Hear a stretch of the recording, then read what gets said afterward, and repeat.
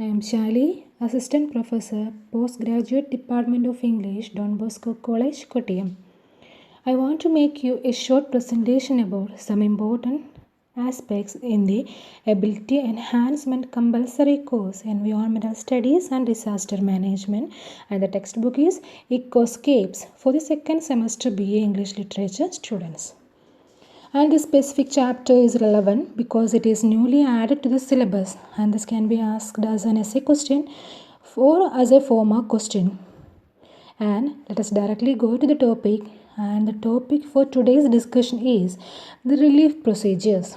That is, the relief procedures organized as a result of both man-made and natural disasters. The important objectives of this specific discussions include first one, camp organization, then qualities of a good relief camp, camp administration, and basic facilities in a camp. First of all, what is a camp or what is a camp organization? This is a holistic approach for the well-being of the inhabitants of the camp.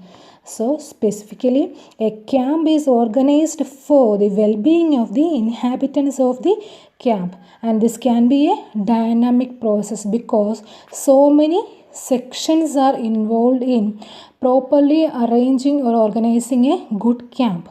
And this is an inclusive overview of different aspects of the inhabitants is relevant in the proper functioning of a relief camp. So, a proper evaluation or an overview of the different aspects of the inhabitants is relevant for conducting or for the proper functioning of the relief camp. The reason is a relief camp contains inhabitants of different religious communities, so that a special attention is needed to maintain social and emotional well-being of the people. So both the social and emotional well-being are to be well balanced in order to maintain a good camp. Okay, then next we are going to look at the qualities of a good camp. So primarily we have discussed about a camp organization or what is a camp. So precisely what is a camp? A camp organization is a holistic approach, and it is specifically for the well-being of the inhabitants of the camp, and it is a dynamic process, and we should need an inclusive overview of the different aspects of the inhabitants is relevant in the proper functioning of the relief camp. And the reason is the different this camp contains people from different lumps of society, that is their social and emotional well-being should be properly managed. So next we are going to another important topic, that is a good relief camp. How could we arrange a good relief camp? There are 4 major aspects included in arranging a good relief camp. That is, the first one is the camp should be set up in an existing building like a school or a community hall, and it should be safe and not vulnerable to any kind of natural calamity. So the first point is this camp should be set up in an existing building like a school or a community hall, and it should not be subjected to any vulnerable aspects like natural calamity. So the second point is the availability and accessibility of the camp should be informed to everyone and to everywhere through possible means. So everybody should be known that there is a camp is actively progressing in a specific area. Okay, this availability or the accessibility of this camp should be known to all the people of that locality, so that affected people should be evacuated and brought to the camps directly. If everyone is aware of this accessibility of this camp or the availability of the camp, then it is very easy for the people to shift or evacuate these affected people to the camp directly.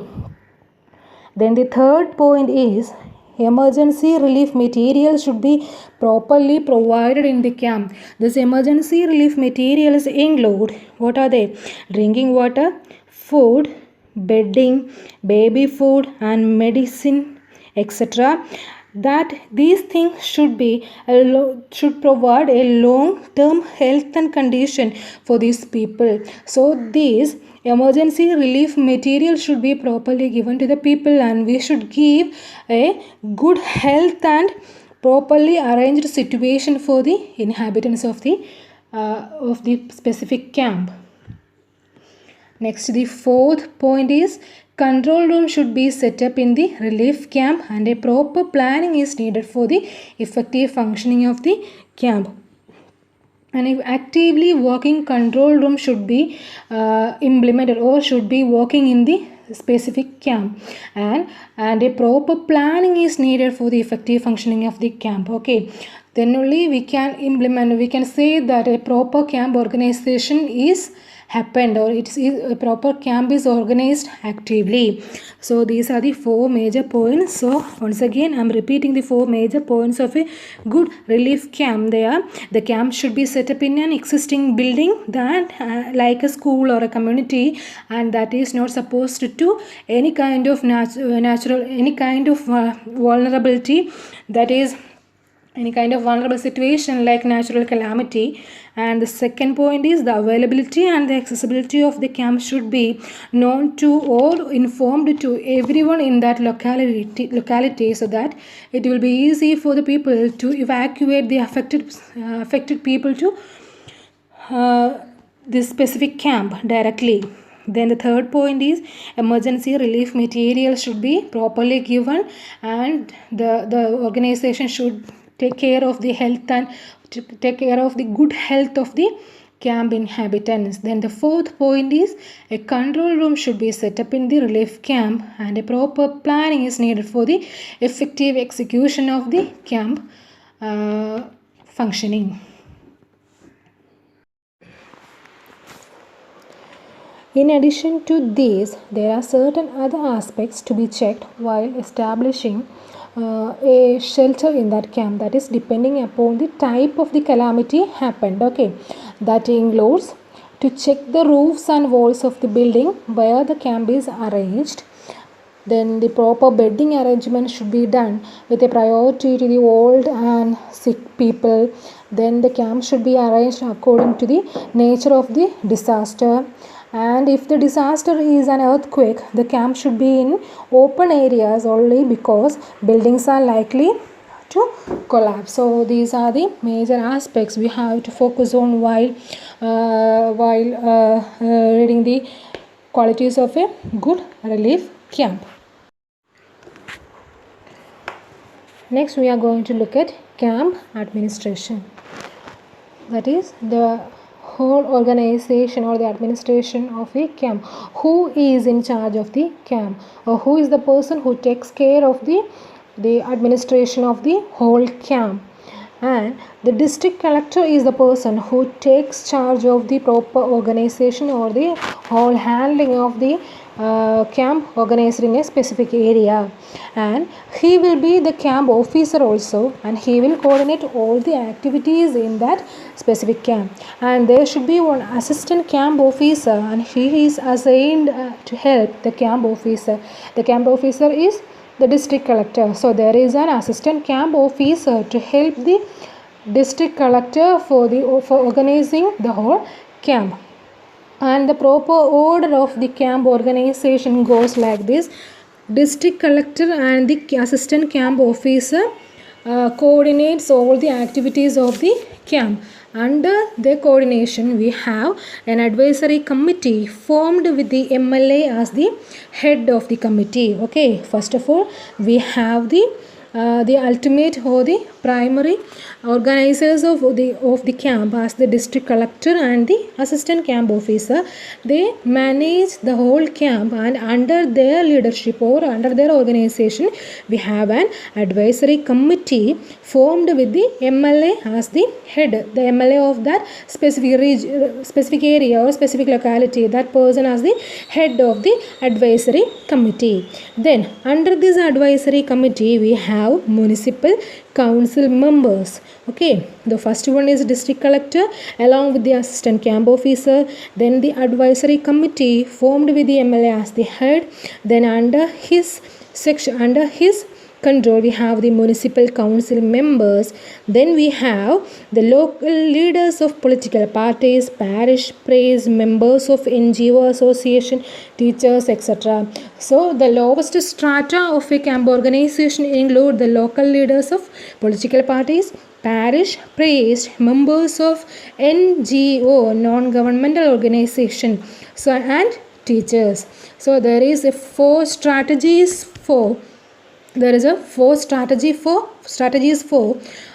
arranging or conducting a proper camp administration. The first or the primary section or the primary strata include district collector along with the assistant camp officer.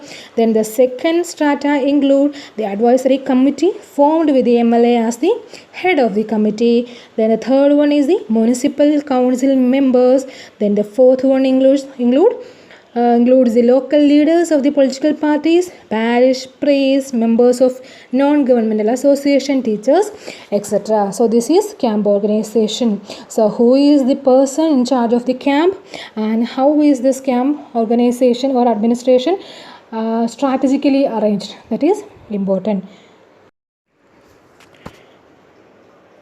The last point in this relief procedures is basic facilities.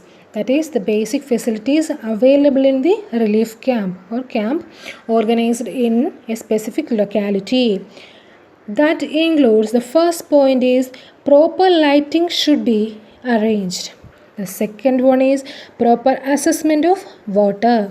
Third one is proper sanitation facilities. So from the title itself we get what it means. Okay, proper lighting should be arranged. What does it mean? See, generators should be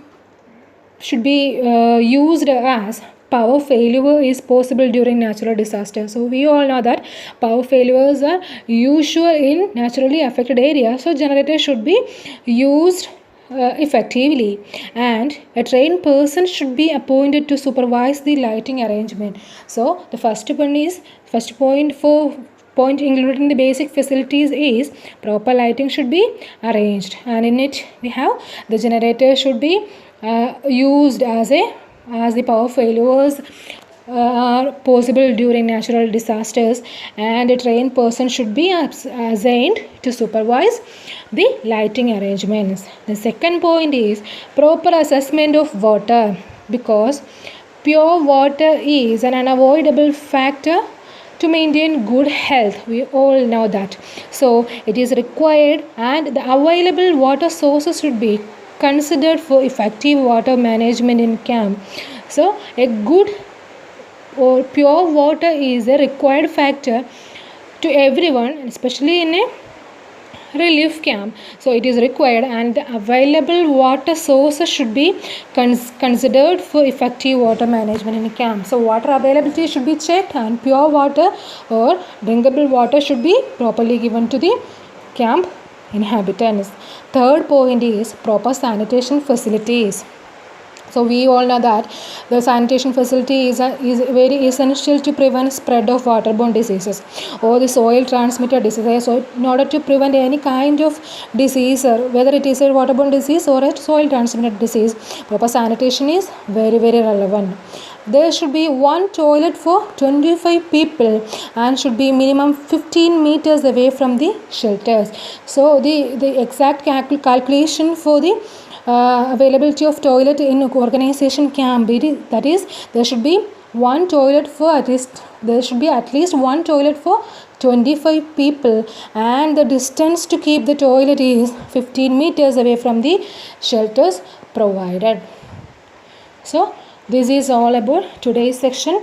So today's session mainly focuses on 4 important points, that is generally as a specific essay, that is relief procedures, that includes camp organization, qualities of a good relief camp, camp administration, basic facilities in a camp.